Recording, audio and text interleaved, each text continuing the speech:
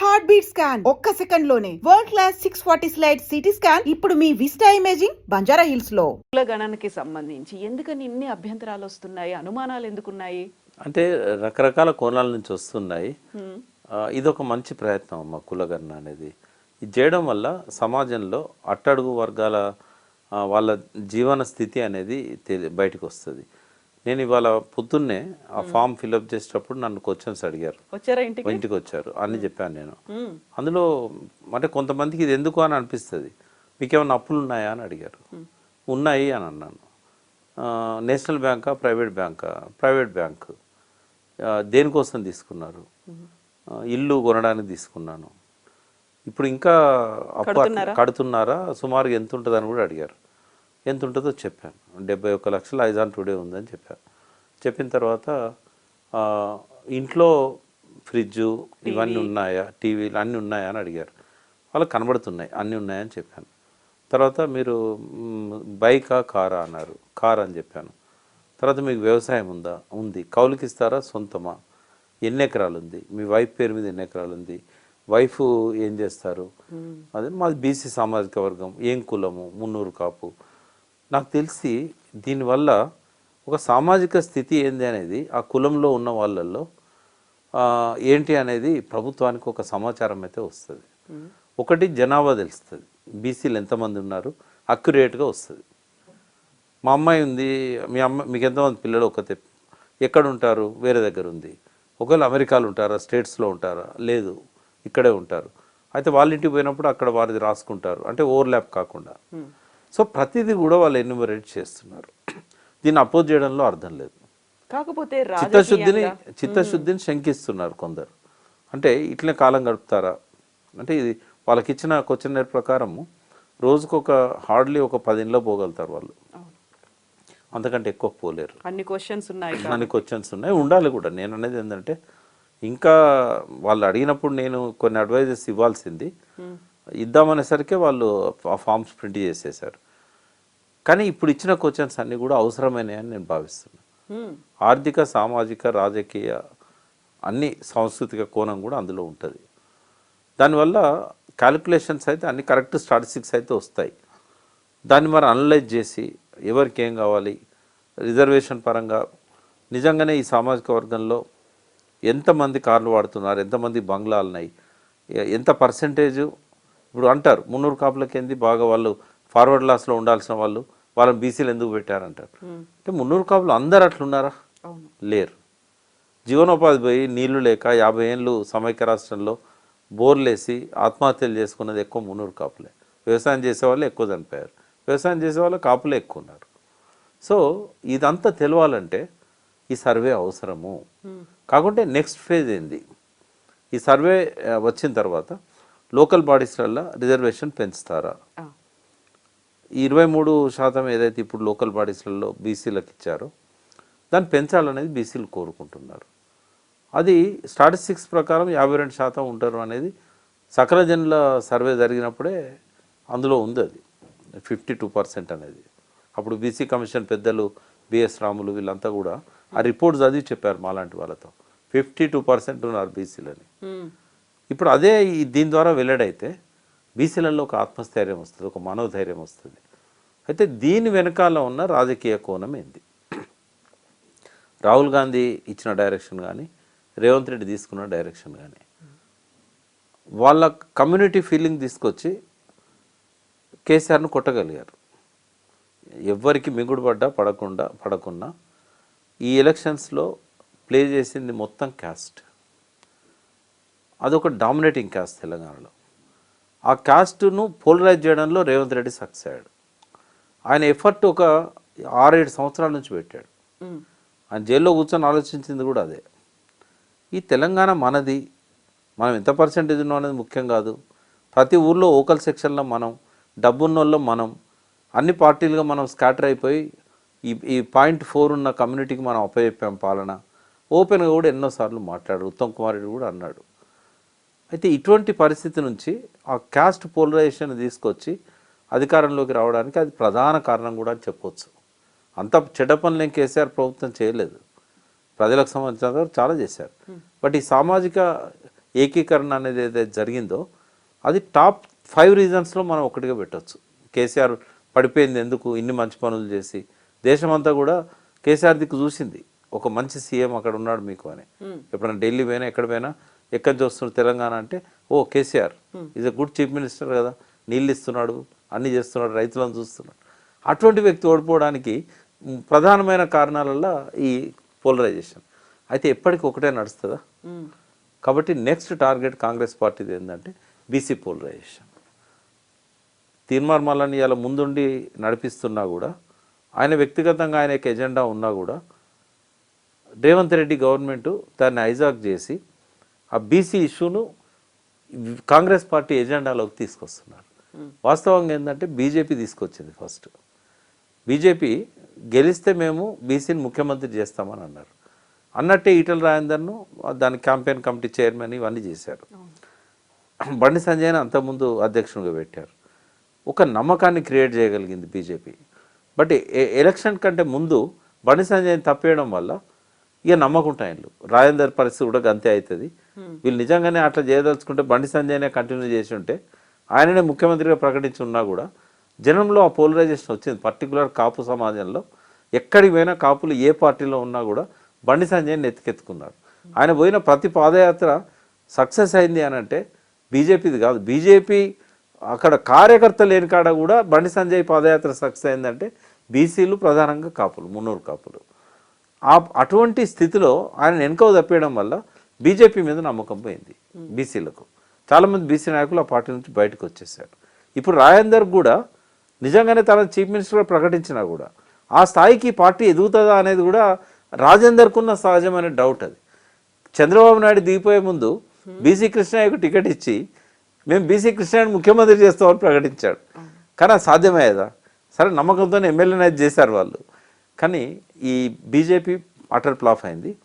ఇక కేసీఆర్ గారికి అయితే కేటీఆర్ గారికి ఆ బీసీలందరినీ పోలరైజ్ చేయాలి, బీసీలకు ఒక నాయకత్వం ఇవ్వాలి అనే ఆలోచన ఉన్నట్టయితే ఇప్పటిదాకా కనబడలే. మొన్న మధ్య మా అందరినీ పోయి సర్వే చేసిరండి తమిళనాడులో అది ఇది అని అన్నారు. ఆ తర్వాత మళ్ళీ సప్పుడు లేదు.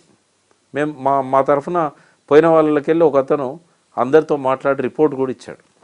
తర్వాత మళ్ళీ కదలిక లేదు. ఓ పక్కన వీళ్ళంతా బీసీ బీసీ అంటుంటే కూడా రేవంత్ రెడ్డి హైజాక్ చేస్తున్నాడు. ఇప్పుడు ఆయనకు పోటీ లేదు. టీఆర్ఎస్ ఆ విషయంలో చేయాల్సినంత చేయట్లేదు, చేయాలని కోరుకుంటున్నాను నేను. రెండవది తీర్మార్ మల్లన్న చేసినా కూడా కాంగ్రెస్లో పార్ట్ అందులోనే ఇంటర్నల్గా తీర్మార్ మల్లన్నను హైజాక్ చేయడానికి రేవంత్ రెడ్డి ఇది క్యాచ్ చేశాడు. బీసీ కులగణన వెనుక ఉన్న రాజకీయ కోణం ఇది ఖచ్చితంగా కాంగ్రెస్ పార్టీ సక్సెస్ అవుతుంది. అంటే బీజేపీ నమ్మకుంటాయన్లు కేసీఆర్ కానీ కేటీఆర్ కానీ దాన్ని ఎజెండాలో పెట్టడం లేదు. కాబట్టి మళ్ళీ టీఆర్ఎస్ అధికారంలోకి రావాలనుకుంటే ఇది అడిషనల్ ఫ్యాక్టర్గా తోడవుతుంది. ఒకవేళ బీసీ నినాదం లేదు మేము తీసుకోమని అన్నారనుకోండి, మళ్ళీ రేవంత్ రెడ్డికి ఒక అవకాశం మళ్ళీ వస్తుంది. ఆయన బీసీ ముఖ్యమంత్రి చేయాల్సిన అవసరం కూడా లేదు. ఆ బీసీల సర్వే చేయించి వాళ్ళ స్థితిగతి ఎట్లుందో తెలుసుకొని ప్రజలకు చెప్పి కొన్ని సంక్షేమ పథకాలు బీసీల కోసం పెట్టగలిగితే, కొన్ని మాడిఫై చేయగలిగితే, బీసీలకు టికెట్లు ఇచ్చేటప్పుడు పెద్దపీట వేస్తే 153 వస్తున్నాయి. నెక్స్ట్ ఇవి 34 సీట్లు పెరుగుతున్నాయి కదా, డీలిమిటేషన్ అయిపోతే 153లో ఖచ్చితంగా ఆయనే ఒక 50 వరకు బీసీలకు కనుక ఇవ్వగలిగింది అనుకోండి, మళ్ళీ ఒకసారి కాంగ్రెస్ వైపు టర్న్ అవుతారు. అంటే ఇది చేతులారా కాంగ్రెస్ దిక్కు బీసీలను నెడుతుంటే నిర్లిప్తంగా చూస్తూ కూర్చుంటున్నాయి బీజేపీ కానీ టీఆర్ఎస్ కానీ. సరే ఇప్పుడు ఎన్నికలున్నాయంటే ఇవన్నీ గుర్తుంటాయి కదా.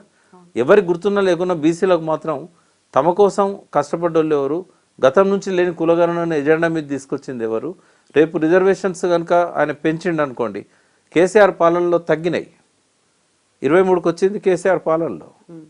రేవంత్ రెడ్డి ఇప్పుడు 23 నుంచి 27 చేశాడు అనుకోండి, డెఫినెట్గా రేపు లోకల్ బాడీస్లలో ప్లస్ పాయింట్ అవుతుందా కాదా, కొత్త నాయకత్వం వస్తుందా రాదా? ఆ నాయకత్వం ఇంకో 5 ఏళ్ళు ఉంటుంది కదా. ఆ 5 ఏళ్లలో వాళ్ళే కదా నెక్స్ట్ పోలరైజ్ చేసేది, ఎలక్షన్లలో ఓట్లు వేయించేది. మరి సబ్జెక్టివ్ ఫ్యాక్టర్స్ని కూడా మర్చిపోతే ఎట్లా? కాబట్టి ఈ విషయంలో నాకు సివియర్ అంటే క్రిటిసిజం అవుతుంది టీఆర్ఎస్ పట్ల, బీజేపీ పట్ల.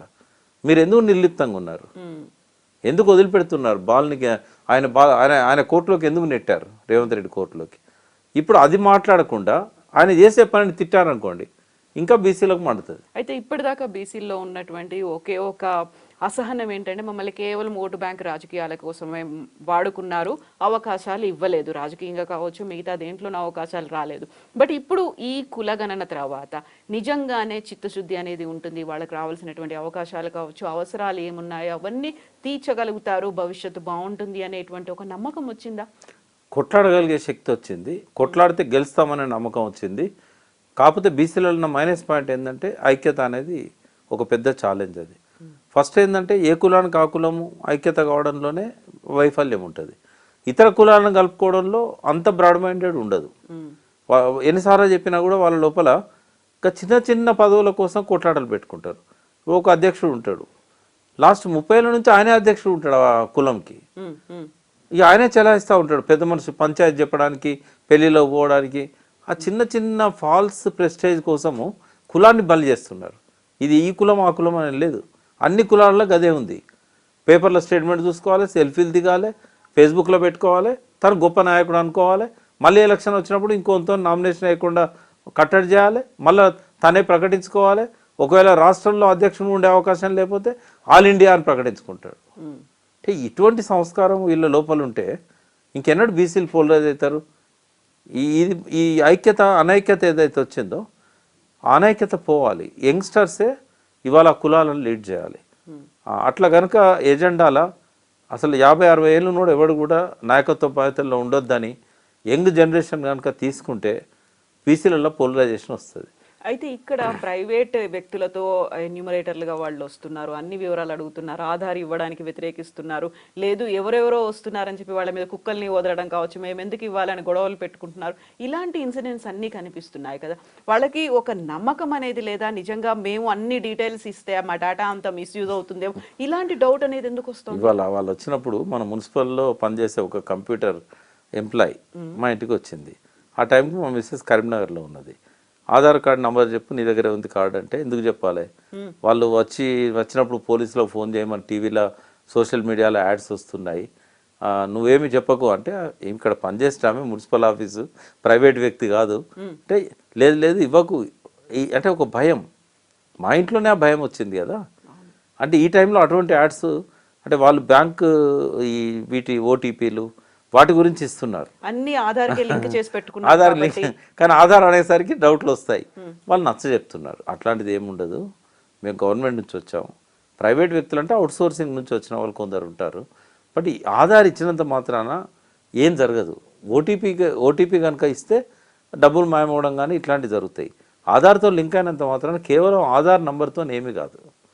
అయితే కొన్నిసార్లు ఏంటంటే ఈ సాఫ్ట్వేర్లో ఉన్న కొన్ని లోపాల వల్ల ఆ స్కామ్స్ కూడా జరుగుతున్నాయి ఆధార్ నెంబర్తో.